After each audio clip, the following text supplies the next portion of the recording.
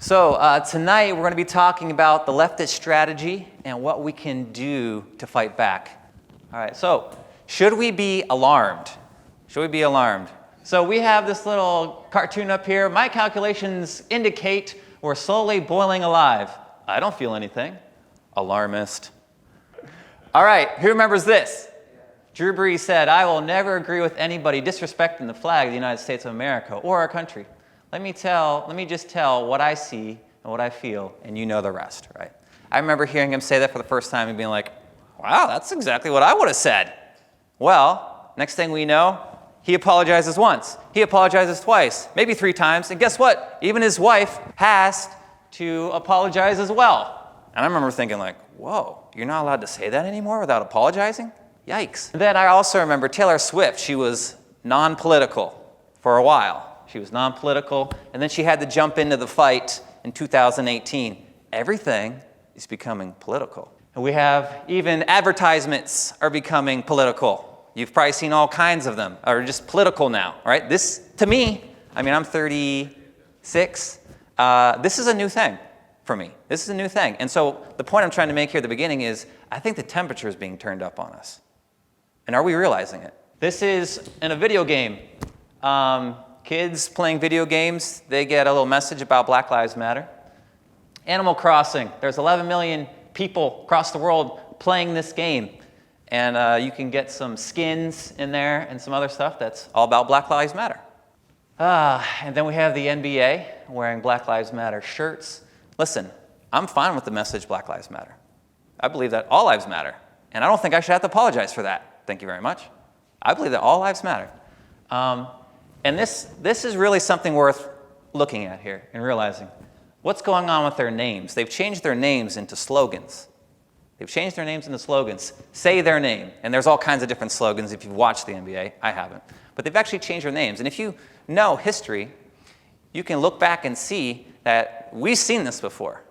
We saw this happen in China with the rise of communism in China. People actually changed their names. They changed road names as well. So the personal is political. To the left, the hard left, everything is political, even your personal life, everything about you. So the left, and this is from Roger's book, Live Not by Lies, the left pushes its ideology ever deeper into the personal realm, leaving fewer and fewer areas of daily life contested. This is a sign that a society is ripening for totalitarianism, because that is what totalitarianism essentially is, the politicization of everything. That's his point. And you see that happening in the Soviet Union, right? When everything becomes political, that is a sign. That's a sign that your country is moving in a totalitarian direction. And so, in the Soviet Union, we actually saw that chess needed to be political. This is from N.V. Krylenko, a Soviet commissar. He said this: "We must finish once and for all with the neutrality of chess. We must condemn once and for all the formula, chess for the sake of chess. We must organize shock brigades of chess players and begin immediate realization of a 5-year plan for chess." Chess must be political. That's what happened in the Soviet Union. We've got the NBA that's political. Every sport basically feels like it's political now. I can't watch a game without having a political message given to me. So we have Pravda. Who can tell me what Pravda means? Truth. Truth. That's the Russian word for truth. The official newspaper of the Communist Party in the Soviet Union. And guess what they called it? Truth. So let's evaluate our own media here in America. This says journalists shower Hillary Clinton with campaign cash. We can see quite a disparity. We like to talk about disparities these days, right? Let's talk about this disparity. What does this tell us? We can see Donald Trump got around $15,000 given to him from journalists. Hillary Clinton got how much? Well over $350,000 given to her. There's a bit of a disparity there. There's some really interesting sources I want to show you about how our language is being crafted and molded by elites, by journalists. And this is from LexisNexis. They can track different articles that are coming out, right? And so we have a number of news articles mentioning diversity and inclusion. Back in 1990, there's, 0? Maybe 1? I don't know. Now today, we have over 15,000 in, what is that, 2018, it looks like? 15,000. Next slide. Number of news articles mentioning critical race theory. We have that same thing, right? Next slide. Number of news articles mentioning unconscious bias. Look at that one. That's huge, all right? You can see right around 2015, it just skyrockets. So George Orwell, if you've ever read 1984, if you haven't, I suggest that you read it. It's an awesome, incredible book. He's really being prophetic, I think, in this book. He says, the whole aim of Newspeak is to narrow the range of thought. Every year, fewer and fewer words, and the range of consciousness always a little smaller. The revolution will be complete when the language is perfect. When the language is perfect, the revolution will be complete. So we have here from the Cato Institute, poll says 62% of Americans say they have political views they're afraid to share. We're going to dive into this briefly. So here we have staunch liberals stand out as the only group who feel they can share their political opinions. How many of you have felt like you found yourself censoring what you'll say around family, coworkers, that kind of thing? Anybody? Let's do some hands. Let's be brave here. We can raise a hand, okay? All right, so you can see that only the strong liberals feel like they're allowed to say whatever they think. Let's go to the next slide. This shows us Republicans with the most education are the most worried about their political views. They think that they could harm them at work. And obviously we see the trend. You can see the Democrats at the bottom. They go up a whole whopping 2% from high school or less to post-grad, all right? 2%, okay? But look at the Republicans. Post-grad, 60%. They feel like they could lose their job if they speak up and say what they think. So let's look at one more of these. Number of news articles mentioning whiteness, all right? So around 1975, we don't have any. And in this one here, you can actually see some trends. We have some presidential elections, and it goes up, and it goes down, and it goes up, right? And so let's look at this idea of whiteness. Next slide. So here we have the National Museum of African American History and Culture in Washington, D.C. Here is some information they put out on their website. This is aspects and assumptions of whiteness and white culture in the United States. And then they go on to define this idea that I just showed you is new, this idea of whiteness. Next slide. And so let's actually look at a couple of these, and they're kind of hard to see because it's so tiny over here. But we see the rugged individualism over there. It says the individual is the primary unit. And let's go to let's just look at these arrows because there's a lot to look at there. The family structure, okay? The nuclear family, father, mother, 2.3 children is the ideal social unit. Objective, rational, linear thinking. This is a white idea. And keep in mind, these are all white ideas here, right? Are these all white ideas? I don't think so. I think that these ideas are good for anybody. I don't care what color you are. This is really, for the most part, this is a Judeo-Christian worldview, right? This is a Judeo-Christian worldview where God has mapped out, he's laid out how his creation, we, made in his image, ought to live. This is how he designed us to live. That's a lot of what these things are, right? Hard work is the key to success. Did Oprah have to work hard? Did LeBron James have to work hard? Sure. Christianity is the norm. Plan for the future, delayed gratification. That is really important. Delayed gratification is key to success, okay? Let's just be done there, all right? Let's move on to the next one. Next slide. So we have Black Lives Matter here. They've actually now taken this down from their website, but this is what they had on their website. I actually saw it when it was on the website. They said, we disrupt the Western prescribed nuclear family structure requirement by supporting each other as extended families and villages that collectively care for one another, blah, blah, blah, blah, blah. All right? So they want to disrupt the Western prescribed nuclear family. If you want to obliterate the black community, that's the kind of message you share. Next. We are trained Marxist. Black Lives Matter co-founder featured in GOP ad. And this is from the Washington Times. Okay? So some of the co-founders of Black Lives Matter, the organization, they say that they are trained Marxist. Next. We have the 1619 Project. It's been taught in over 4,500 classrooms already. Briefly, what it says is the founding of the country wasn't in 1776. It wasn't about individual rights, but it was really the founding happened in the year 1619 when the first slaves came over. And America is really about protecting slavery and white supremacy, those kinds of things. That has been taught in over 4,500 classrooms. I'm not quite sure how that breaks down. Is that just schools? Is that multiple classrooms in a school? But I looked up, just to get some kind of frame of reference, there are 3,685 schools in just our state. So that gives us a little bit of context. Let's do the next slide. Here's the Cato Institute.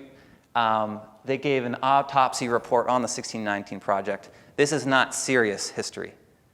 This is not serious history. This is propaganda. All right? Historians do not agree with this. But it's being taught to our children in schools. What are we going to do about it?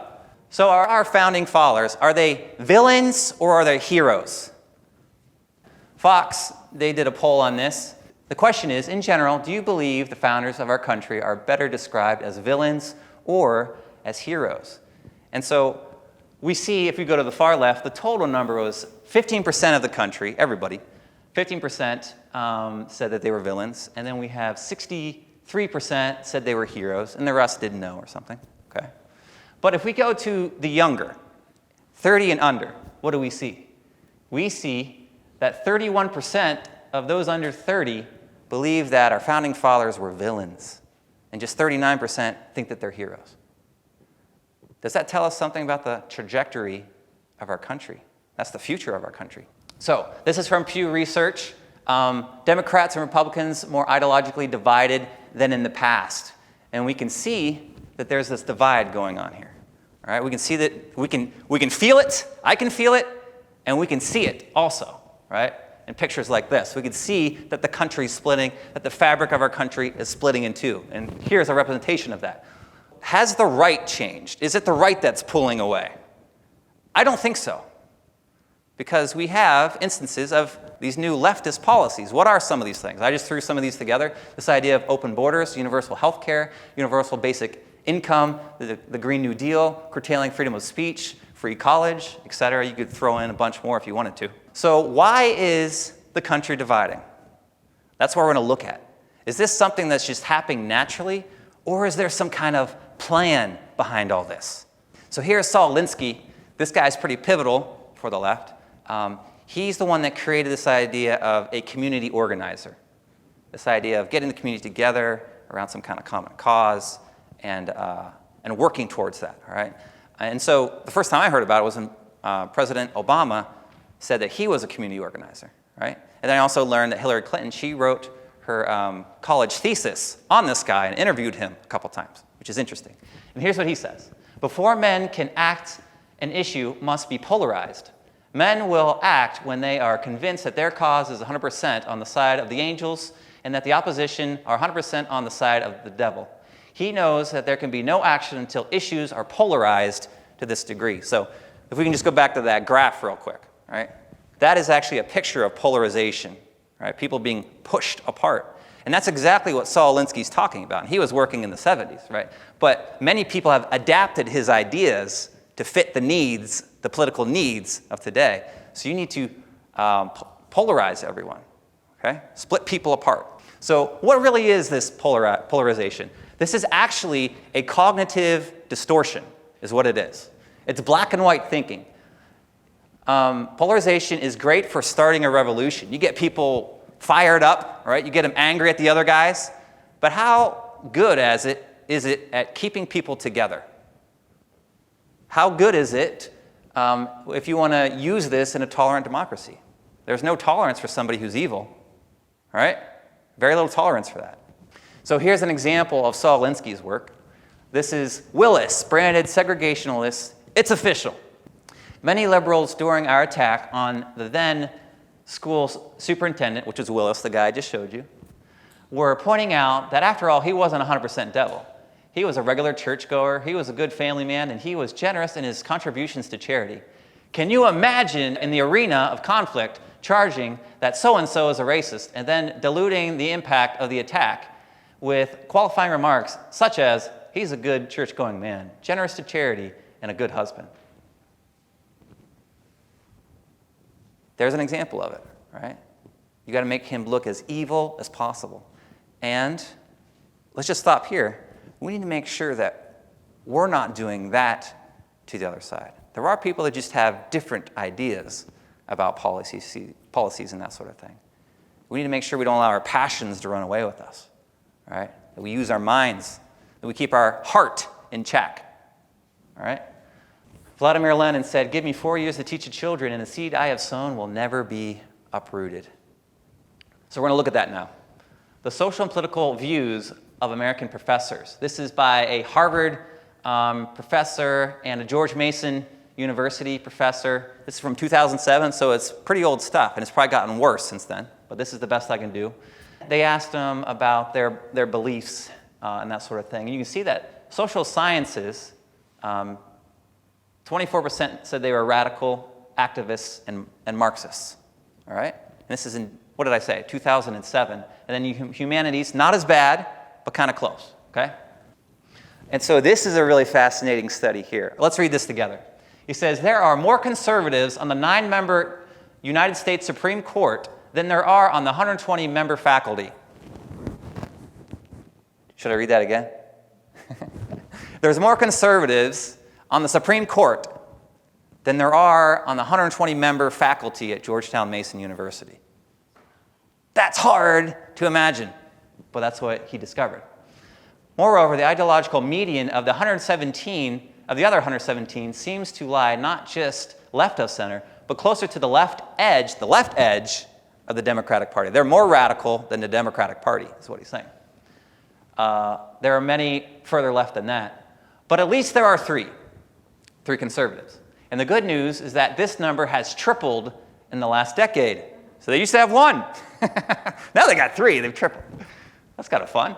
The bad news, though, is that at Georgetown, the consensus seems to be that 3 is plenty, and perhaps even 1 or 2 too many. So this is from the Victims of Communism Memorial Foundation, all right?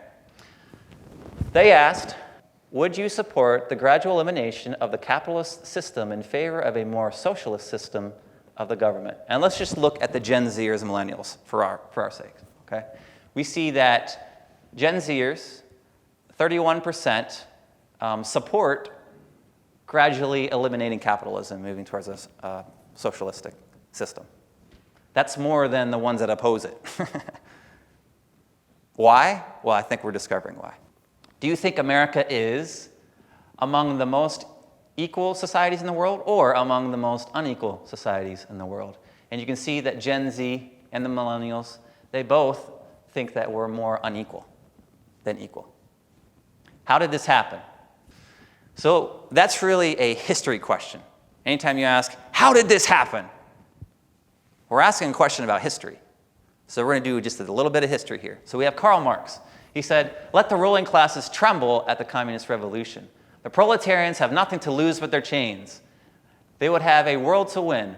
Working men of all countries unite. So he was thinking that when his ideas spread, the people would see how evil the bourgeoisie is, and they would rise up together, throw off their chains, and that there would be this revolution. But it didn't happen, did it? Why didn't the workers of the world unite? Why didn't it happen? I'll give you the answer. Next. This is the answer the Frankfurt School came up with. Hegemony, all right?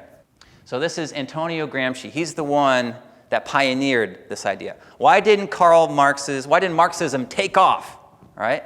Why didn't it set all the proletariat free from the chains? This is what he said. The traditional ruling class, which has numerous chain cadres, changes men and programs, and with greater speed than is achieved by the subordinate classes, reabsorbs the control that was slipping from its grasp. It retains power, reinforces it for the time being, and uses it to crush its adversary. All right? So he's saying that there are these institutions in place that prevent these Marxist ideas from rising to the surface. They're always squelched, they're suppressed. And then this is Rudi Dutschke, I think is how you say his name, and this is Herbert Marcuse, who's talking about Rudi Dutschke's idea, all right? He says he has proposed the strategy of the long march through the institutions, working against the established institutions while working within them. So we're working to tear it down while we're working inside of it, all right? It's an inside job. Antonio Gramsci said this, socialism is precisely the religion that must overwhelm Christianity. In the new order, socialism will triumph by first capturing the culture via infiltration of schools, universities, churches, and the media by transforming the consciousness of society. So those questions that we just looked at, is America more unequal than equal? The consciousness of our young people are being changed. Our institutions have been infiltrated, and they're changing the consciousness of our society. And so Gramsci gives us two different strategies that we're going to assess, right? We're looking at the leftist strategies, okay? Here's this first one. And this is what happened in the Bolshevik Revolution in the Soviet Union that led to the Soviet Union, okay? Gramsci likened political warfare to military warfare, with his war of movement akin to the frontal assault of a rapid military attack upon the opening of a breach in the enemy's defenses to attain a rapid and definitive victory. This strategy worked in the Soviet Union. The powers that be, they didn't handle a famine very well, and the people are upset, okay? And so they were able to just full-on assault, head-on, right in, okay? And they took over very quickly. That's called the war of movement, he said. But that won't work in Western societies like ours. Why? Because of the hegemony. Because we have these fallback plans. We have our institutions that will protect us from frontal assault. And so we need another strategy called the war of position. And this is what's going on in our country. So pay attention to this. Gramsci likened war position to trench warfare, settling in for a long-term struggle with strategic smaller victories to gain more territory bit by bit. The war position is also characterized by an abundance of supplies to replenish the troops and a great mass of men under arms. Gramsci argued that a war of position is necessary for advanced capitalist societies where civil society has become a very complex structure that is resistant to incursions, such as economic depressions. That would otherwise weaken the current power structure in terms of ideological support. Right? This is the strategy that's being, I think, played on us today. It's trench warfare. You're taking a little bit more ground here and there. All right? It's the slow march, the long march through the institutions. All right, so we might ask the question, have they been successful at taking over our institutions? Our high schools, our media, our colleges, our churches? I would say yes, except for the last one there, the churches. We'll see. Go back to that one. The other ones have been taken over. They've been fully infiltrated, I think, at this point. The church is going to be in the crosshairs now. Maybe you already feel it. There's the progressive church that's rising up. What are you going to do to make sure that the bride of Christ is kept pure for Christ's return? What are you going to do about it? It's going to be under a full assault here soon. You better be ready to do something about it. And there's a couple more that Gramsci didn't talk about. The family and the corporations. These institutions are under assault as well, right? The family, it's been breaking down for a long time now, right? That's been a long march. The family can maybe save us. Maybe the family can save us. Maybe the churches can save us. I think the corporations are gone. They're starting to slip away from us, aren't they? And he said there at the beginning, just to go back to it, socialism is precisely the religion that must overwhelm Christianity. He calls it a religion. It's a worldview. It's a whole system of thought. It's a meta-narrative. It's a religion. It will replace Christianity. This is a war on Christianity, and they have to go through these institutions to win the war. This is what Saul Alinsky says at the very front of his book, Rules for Radicals. He says, lest we forget at least an over-the-shoulder acknowledgement to the very first radical. From all our legends, mythology, and history, and who is to know where mythology leaves off and history begins, or which is which, the first radical known to man who rebelled against the establishment and did it so effectively that at least he won his own kingdom, Lucifer. That's what he says at the beginning of his book. It's pretty fascinating. And man follows in Satan's footsteps. Even us here tonight, we feel the temptation every single day to follow in the footsteps of Satan. We want to rebel against the establishment. We want to rebel against the created order that God has ordained for his creation. We live in a state of rebellion. And that's what Jesus points out here in John 8:44. He's talking to the Pharisees when he says, you are of your father, the devil, and your will is to do your father's desires. He was a murderer from the beginning and does not stand in the truth, because there is no truth in him. When he lies, he speaks out of his own character, for he is a liar and the father of lies. We follow in the footsteps. We feel that desire every day to follow in the footsteps. And I think that's really what Marxism is about. Exactly what Christ is saying right here, following in these footsteps. Because we even see the fruit of it. Lies, murder. How many people died in the 20th century? Over 100 million dead because of it. Alexander Solzhenitsyn talks about how you need the lie to cover up the violence. And it's this repeating cycle that goes over and over again. They need each other, right? The lies and the violence, they need each other, right? That is fruit of Satan. I heard this quote recently, and it was really striking to me. This is from John Milton's Paradise Lost, and he's talking about Satan in this grand poem. Here's a little quote from it. It says, "To reign is worth ambition, though in hell. Better to reign in hell than serve in heaven." Is that what's going on here? I'd rather reign. Well, if you want to reign, you're going to have to reign in hell, because God isn't there. But he is ultimately authoritative over his creation. You don't get authority unless he gives it to you. That's the way that it works here, right? You don't get authority unless God gives it to you. Better to reign in hell than serve in heaven. This is a picture of what C.S. Lewis calls the great sin, pride.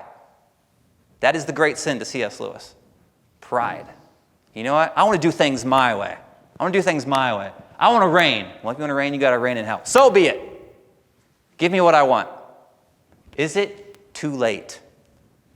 Have we lost the war? Is it over? It may be. It may be over.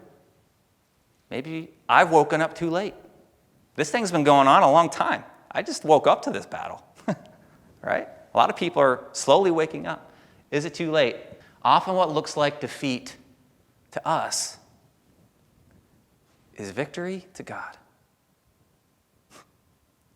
Just imagine if you were one of those disciples following Jesus. You think he's going to set you free from Rome? He's taught you all these grand things, and then he goes to the cross and dies. That's not what you were expecting, was it? It looks like defeat is at hand. All is lost. And then he rises again. What looks like defeat to us is oftentimes exactly what God has ordained.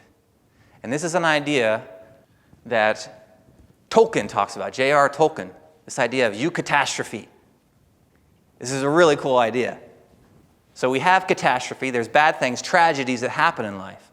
Then we have this idea of the eucatastrophe, which he says is the good catastrophe. It's the sudden turn where something happens. And so I have this picture of Helm's Deep up here, where Aragorn and his forces are being overwhelmed, right? They've had to fall back, and they've had to fall back.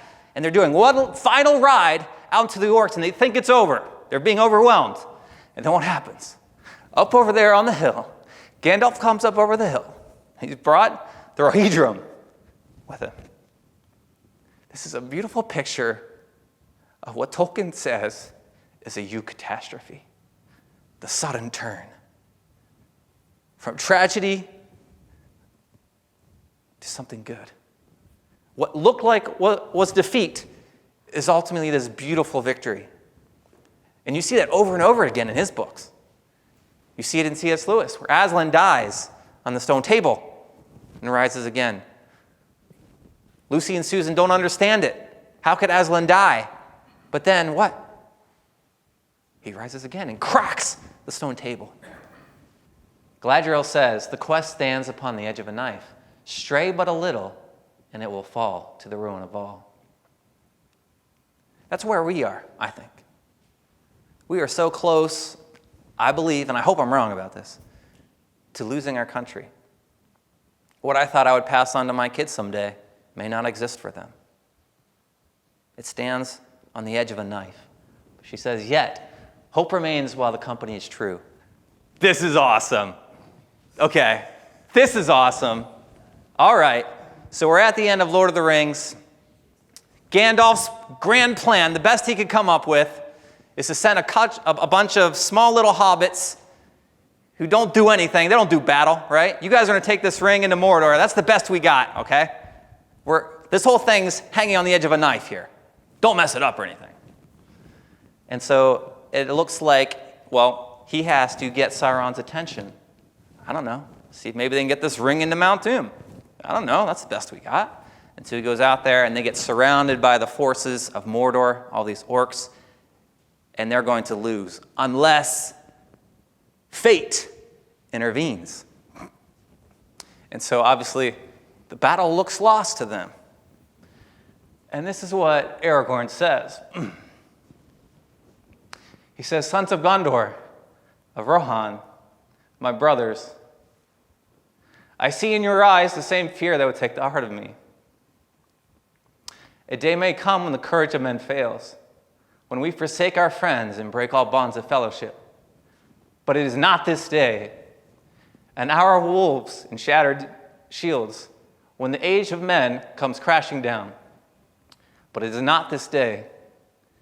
This day we fight. By all that you hold dear on this good earth, I bid you, men of the West, stand. Are you going to fight? Are you going to cower in fear? And J.R.R. Tolkien, he wrote this. He wrote this as a mythology for us. We are the men of the West. He wrote this for you. And so, I ask you, that same thing that Aragorn asked. You stand and fight. Men, women of the West, will you stand and fight for the truth and the goodness and the beauty that God has placed into our culture? Is it worth fighting for? I say that it is. So what are we going to do about it?